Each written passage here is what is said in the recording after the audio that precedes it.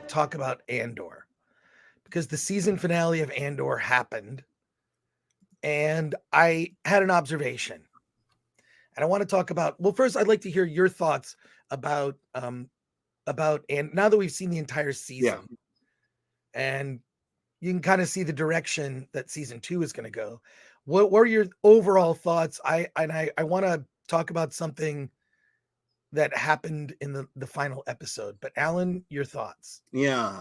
Overall, I'm. It's one of the better Star Wars things that's come out on Disney Plus. I think it's uneven. I think there are great moments. There are a lot of good action moments. The heist was actually pretty good. The entire prison sequence with Andy Serkis was great. I mean, that really brought me back into the series. And then the last 2 episodes, I appreciated where it wanted to go, but I just felt like it kind of stumbled across the finish line at that point. And so I wish the tone was more even in terms of how exciting this story should be. And the high moments really have to occur at the end. The high moments, there should be really a great high moment at the end. I don't feel like it left that way, other than to kind of be this moment where it inspires the rebellion to form. And so, it's one of those. I don't think if I were forced to see Andor, I would be watching it, but I'm sort of glad I'm on the ride at the moment, and I'm kind of interested to see.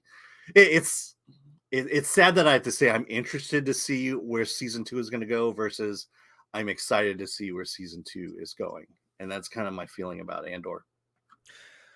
Well, I think it's and I think the Critical Drinker had the same thought on this. It's too little, too late, right? I think that the Star Wars franchise is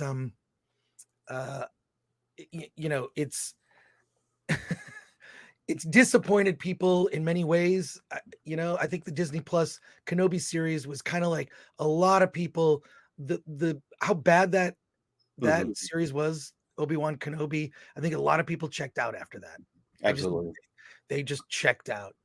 And myself among them. I mean, look, we were like, let's do a trial. Let's put Lucasfilm on trial for the death and the murder of the Star Wars franchise. And we will do that special series at some point next year, probably in timing with the Mandalorian season 3. But I just think I agree with the Drinker. It's too little, too late. It's this, and the show has one big problem, because it's not as if like the production design on some levels. I think the final episode, I have such a big nitpick with it, and I'll get to that. But the series as a whole, the tone was all over the place in the sense of it's very serious. It's cool. We're gonna have these quiet discussions. The scene where the Imperial officer is like, or the officer guy's having breakfast with his mom and kind of getting like the Jewish mother treatment from the mom. Like, you should call your uncle. Like, it's like, come on. It was so ridiculous. So there are parts of that. I feel like this series, the show is in need of an editor. It needs 2 editors. It needs someone to edit the scripts and say, yes, I know there are 12 episodes. Let's just make 6 and let's not change anything.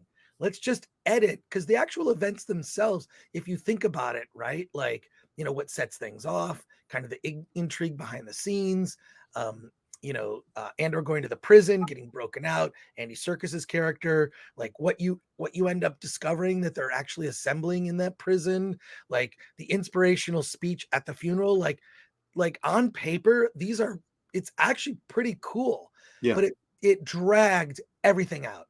What they could have done is taken, like, look at those scripts, and so let's condense those, and maybe it's just 6 episodes, and it just flies, where every episode is like, I mean, you've watched shows like that, where you watch an episode of a show and you're so sucked in by what happens at the end of the episode, you have to watch the next episode.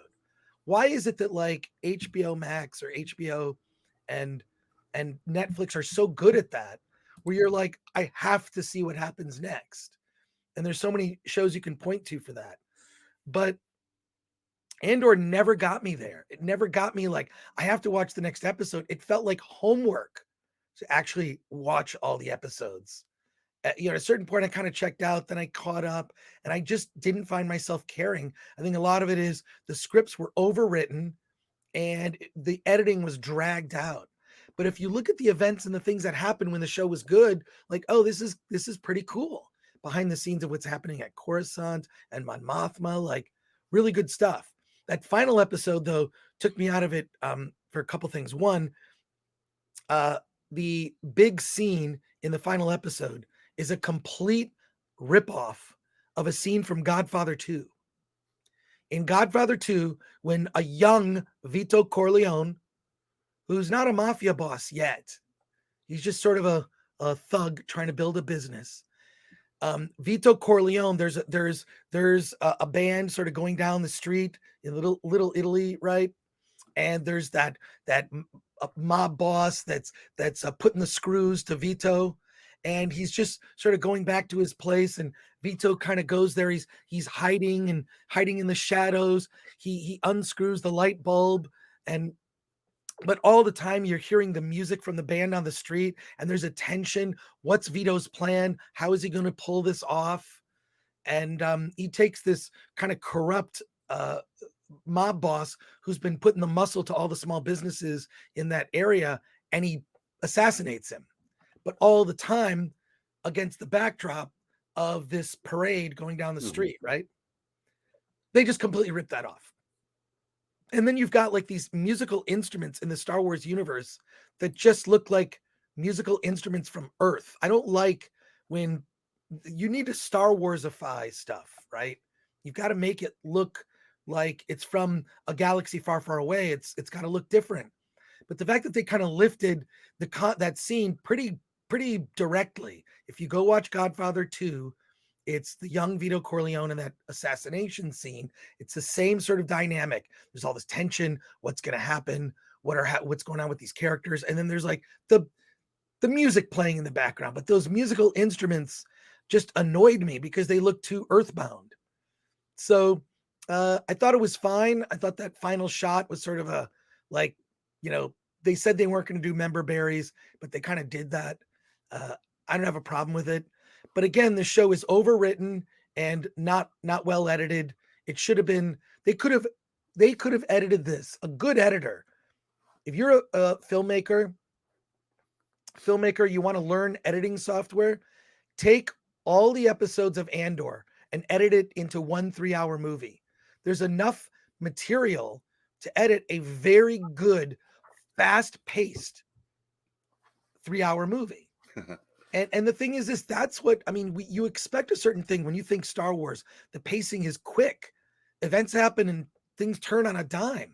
And any scenes that are unnecessary, like, are excised. I mean, just watch the first Star Wars or The Empire Strikes Back. It's just tight. It moves. So re-edit Andor like it's a Star Wars movie and make it 3 hours or maybe 2 hours. Yeah. Because there's so much that actually does happen in the show, but it always takes too long to get there. It takes too long to get there. And that's the big flaw of this show. Which is really disappointing. Really disappointing. I mean, I feel like the problem here is that everything we've gotten about Star Wars, with the exception maybe of The Mandalorian, has not been good. And I think this show was not meant to have that broad appeal. Definitely not a kid show, and it's not meant to have the broad. I think specifically this was not meant to say, "Hey, this is for," this is meant to reach the breadth of the Star Wars universe. It's to take a sub story and tell it in a very, I would say, British television way, and unfortunately, because everything else has been bad, this is the show that rises to the top, and it's not great, but I think it's still good. I think it's still, I think story wise, there are a lot of exciting things in it, and yeah, maybe it is going too long. But sometimes you do want stories to breathe. I don't think they stuck the landing, But I think it's just sad that this is the state of Star Wars, and that this show is suffering because the rest of the franchise is doing so horribly. And I feel like, let's just assume everything had been a hit. Let's assume Boba Fett was a hit. Let's assume Kenobi was a hit. I think if presented as it is, I think we would feel better about this show than we feel about it right now. Yeah.